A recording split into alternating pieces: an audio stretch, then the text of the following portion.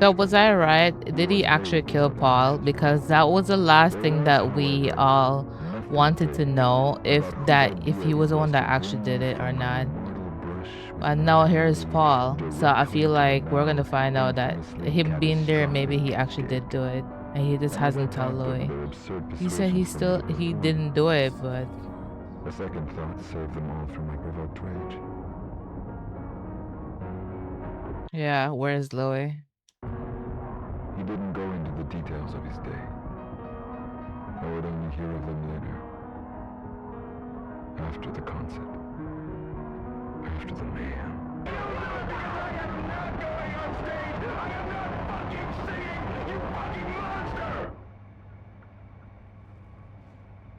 Needed to be said. Traumatized, alive. That I had made a contribution. Let me take that back. What the hell? The fault was mine. All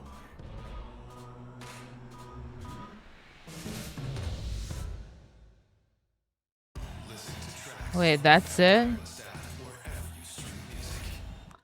Oh my God. So is this going to continue to we seeing what going to happen with the great conversion? Okay, wow. That episode, I mean, I can only imagine the levels of which they had to go about filming this episode. I will say that it felt like there was a lot happening, and mostly in these episodes that in Intimate Vampire, there normally is like a lot of things happening, but I will say that it was a bit could be a bit overwhelming at times, but at the same time, I think it was performed beautifully. Like everybody in this series need to get like a Oscar or something. So bravo to them on that. I will say though, that scene at the beginning when we were like, opening shot and everything like that about how they went about just being able to capture like what is happening in the first few moments, and then the way how they capture how the way that Louis is seeing the world now, given that he's not part of his body. I think they did a good how they are being able to perceive the world knowing that their head isn't on their body anymore. I At first I was just like, I don't understand Armand's full motivation, but at the same time, given that these people, even though they're vampires, they still have a moral core, regardless if they want to believe that they do or do not. They're still motivated by human emotions and relationships. And the fact that Arman, he wanted to make amends, but also wanted Louis to make amends to him about what he did and just be able to confront that aspect of what he did, and how he was treated by Louis, and the vulnerable aspect towards that as well, the fact that he's always been in a cult, and then just being able to be free and then be in a relationship with somebody who, I mean, was already damaged. It's sad, because when Louis was just like addressing the fact of what Armand went through in his past life, like these are aspects are very heavy, and I don't think that the show does a lot to capture it fully, but like try to give us an idea of what happened, and the acting from Assad is just like phenomenal. Like he really put the weight of these scripts for you to really feel what Armand is feeling. And Armand is not really like my favorite because I just feel like a lot of the way he goes about things is very like manipulative and very like sneaky, you know? And I mean, in this situation, right? Like he obviously we find out that he got into Regina's head as well, right? And like was able to set up that whole aspect as well. So he's been controlling this thing from the beginning, right? So it wasn't just a matter of like he came in now. Like I feel like everything was just kind of like part of his plan, play into it until it wasn't anymore. And I feel like he did that in some ways to kind of again allow Louis to kind of like pay for what he did to him, and the way he was treated. And like, listen, all these vampires are psychopaths, right? Like at the end of the day, I just feel like they're like human emotions or human trauma. Everything is just 10 times enhanced, right? And this is just their way of just dealing with everything. And I mean, what more extreme way than cutting off your ex's head and tell him to make amends? You know, it's just really crazy. And then the aspect of Lestat's situation, like, wow, I didn't expect that whole thing with the them being on the table of all the people who were his failures, as they put it. Um, because these are all people who's either failed in his life, was not able to love in some way, was not able to just prove himself in some way, or just was just like was just passed on, like who wasn't able to follow through with certain things. And it's just sad. And I like the that scene where he kind of like not confronted Gabriella, but the fact that when she was in the seat and then she was talking about all the failures that he he did, right? And never once it was a matter of like she was loving towards him. Like even for him, he was just like he failed her. And she's there as one of his failures, which is very sad to think about that way. Um and yeah, the fact that, he was sitting there the whole time, and it was just like him coming to face with all his failures and all of the things in his life that he sees that, these are all the people that he failed in some way. To But in natural Lestat manner, that he bounced by and just be like, well, maybe he failed, but at least he tried. And failing means that you actually tried something. And the fact that, like, he was able to say all of that, his piece in that way, I thought was really wonderful. That scene was such a doozy though, because it was like so much happening for you to catch a lot of the things that they were saying. And I do love it. And I'm wondering, like, even like even like, what's her name again, the girl there from the drama.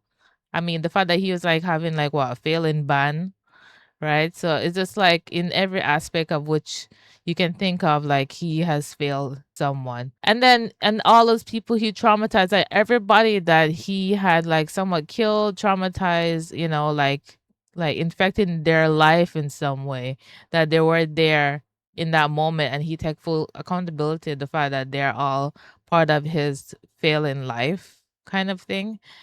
And then that beautiful scene with Paul.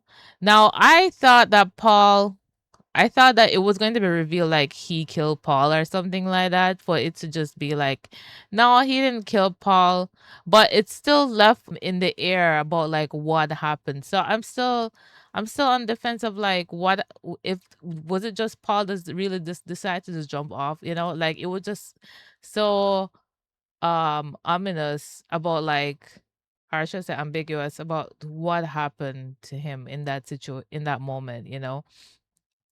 But I love that scene with Paul, because Paul said, like, even in basically it's like even in the height of all his failures, the person that actually there's actually a person that loved him, and that was Louis. Louis loved him regardless of all his failures. And in that moment, yeah, maybe there's an aspect of he failed many people in his life, but maybe there were some aspect of his life that it there was something that turned out good. Like he never actually failed everything in his life as he liked to think he did.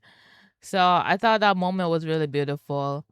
And then we cut back to the ending where it's just like we find out like what Daniel has a head, and that the Talamasa and Reginald, they all don't want Louis to die, basically because they need the show to kind of go on and kind of have him like as a symbol, so to speak.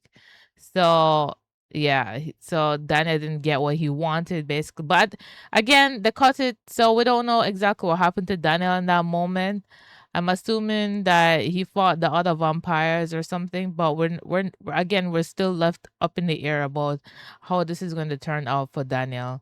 And then to the final scene, where we see that Lestat is awake and he's fine. He has his head back, and it's just like one of those moments where he's just like, okay, I'm on the bus, and all these people are around him, and the only thing he really wants to know is like, where's Louis? Like, if Louis is okay.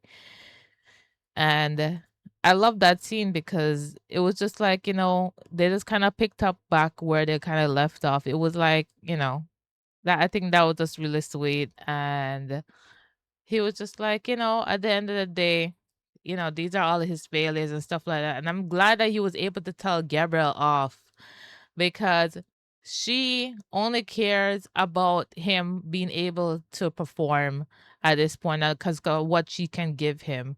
And I'm glad that he was able to, even at the table, like to just call her out, right? Saying that how she basically was just she was a terrible person in his life, right? And he couldn't really see that because he had those rose tinted glasses on.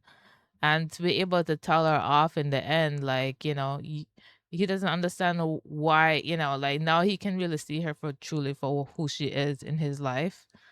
And he doesn't want anything to do with her.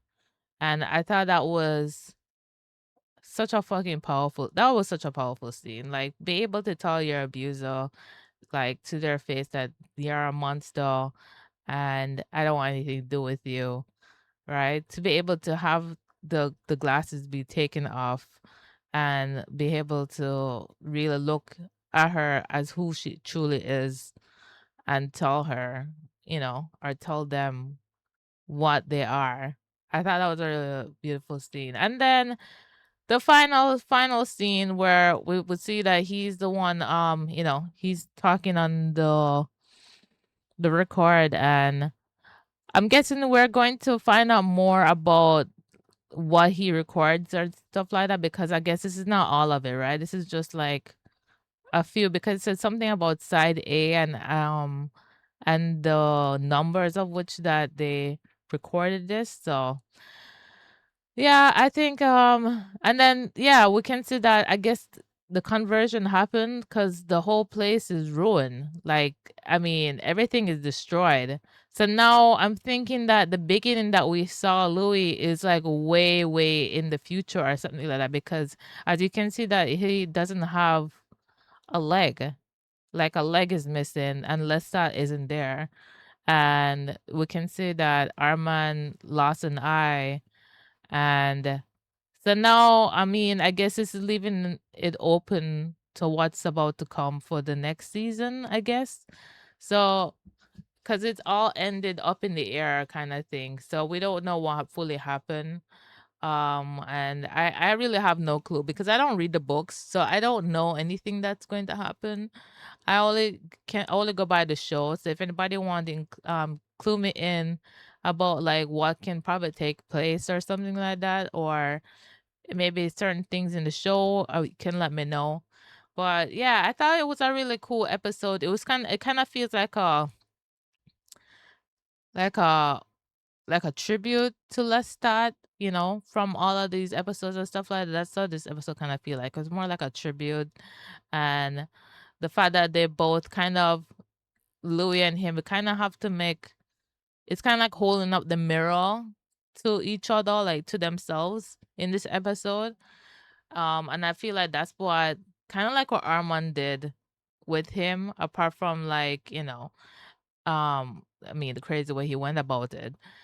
But also the fact that how, Lester was able to really take accountability and look at his life and just be like, yeah, these are all things I did feel like, you know what, you're right. I am a terrible person.